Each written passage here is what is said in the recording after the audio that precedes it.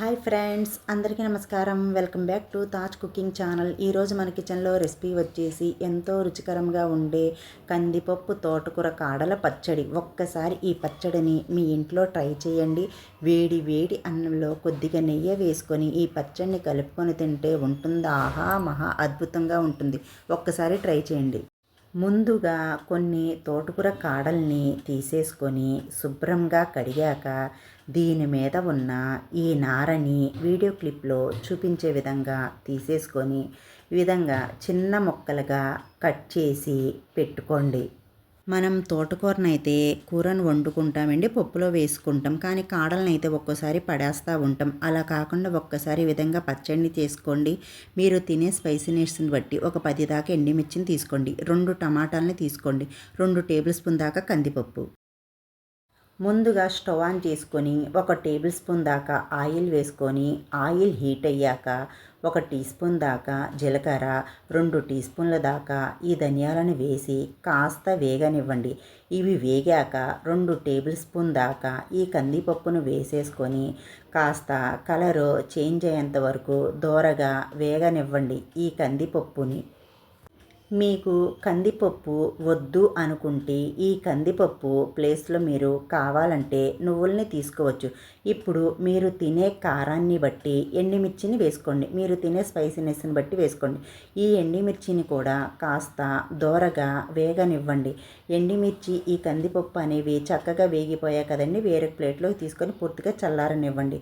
ఇప్పుడు ఇదే ఆయిల్లో మనం ముందుగా కట్ చేసి పెట్టుకున్న ఈ తోటకూర కాడల్ని కూడా వేసేసి ఒక్కసారి కలిపేసుకొని మీడియం మంట మీద పెట్టి వేయించుకోండి. ఈ తోటకూర కాడల్లో కాస్త పసర వాసన అనేది ఉంటుంది కదా ఫ్రెండ్స్, ఆ పసర వాసన అనేది పోయేంత వరకు వేయించుకోవాలి.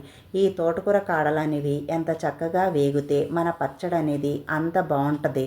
ఈ తోటకూర కాడలు అనేవి వేగకుండా ఉంటే మాత్రం పచ్చడి టేస్ట్ అనేది మారిపోద్ది. మీరు తోటకూర కాడల్ని కాస్త జాగ్రత్తగా వేయించుకోండి. దీంట్లో ఉన్న పసర వాసన పోయేంత వరకు మనం ఈ తోటకూర కాడల్ని వేయించుకోవాలి. కాడలు అనేవి వేగిపోయాయండి, వేరే ప్లేట్లోకి తీసుకుందాం. ఇప్పుడు ఇదే కడాయిలో 1 టీ స్పూన్ దాకా ఆయిల్ని వేసుకొని 2 టమాటాలని కట్ చేసి వేసుకోండి. 3 వెల్లుల్లి రెబ్బల్ని వేసి ఈ టమాటా ముక్కలు అనేవి కాస్త సాఫ్ట్గా ఉడికేంత వరకు మూత పెట్టి ఉడికించుకోండి. టమాటా ముక్కలు అనేవి సాఫ్ట్గా ఉడికిపోయాయి కదండి. ఇప్పుడు చిన్న నిమ్మకాయ సైజ్ అంతా ఈ చింతపండును కూడా వేసేసి ఒక్కసారి కలిపేసుకొని ఇప్పుడు మనం స్టాప్ చేసేసుకొని పూర్తిగా చల్లారనిద్దాం. ముందుగా మిక్సీ జార్ తీసుకొని మనం వేయించి పెట్టుకున్న కందిపప్పు ఈ ఎండుమిర్చిని వేసేసి వీడియో క్లిప్లో చూపించే విధంగా ఇలా గ్రైండ్ చేసుకోండి. ఇలా గ్రైండ్ చేసుకున్న ఈ మిశ్రమంలో తోటకూర కాడలు ఈ టమాటా ముక్కల్ని కూడా వేసేసుకోండి. ఈ టమాటా ముక్కల్ని కూడా వేసేసి ఇప్పుడు మనం రుచికి సరిపడినంత ఉప్పును వేసుకుందాం. ఉప్పు మీ టేస్ట్ని బట్టి మీరు వేసుకోండి. ఇప్పుడు అవసరమైనన్ని నీళ్ళని వేసుకొని ఇలా మెత్తగా గ్రైండ్ చేసుకోండి. మీరు రోలు అవైలబుల్లో ఉంటే రోట్లో చేసుకోండి అండి. ఈ పచ్చడి టేస్ట్ అనేది ఇంకా చాలా బాగుంటుంది. నాకు రోల్ అనేది అవైలబుల్లో లేదు, అందుకే నేను మిక్సీ జార్లో చూపిస్తున్నాను. పచ్చడి రెడీ అయిపోయింది కదండి. ఇప్పుడు మనం తాలింపు పెట్టుకుందాం. ముందుగా స్టవ్ ఆన్ చేసుకొని కడాయి పెట్టుకొని 1 టేబుల్ స్పూన్ దాకా ఆయిల్ని వేసుకొని ఆయిల్ కాస్త హీట్ అయ్యాక 1 టేబుల్ స్పూన్ దాకా తాలింపు దినుసులు, ఆవాలు, జీలకర్ర, పచ్చిశనగపప్పు, మినప్పప్పు, ఎండుమిర్చిని వేసి కాస్త వేగాక కచ్చా పక్కాగా దంచుకున్న 3 వెల్లుల్లి రెబ్బల్ని వేసుకోండి. ఇవి అన్నీ వేగాక కొద్దిగా కరివేపాకు వేసుకున్నాక ఇప్పుడు ఇంగువను వేసుకోండి, చిటికెడు. మన తాలింపు అనేది రెడీ అయిపోయింది.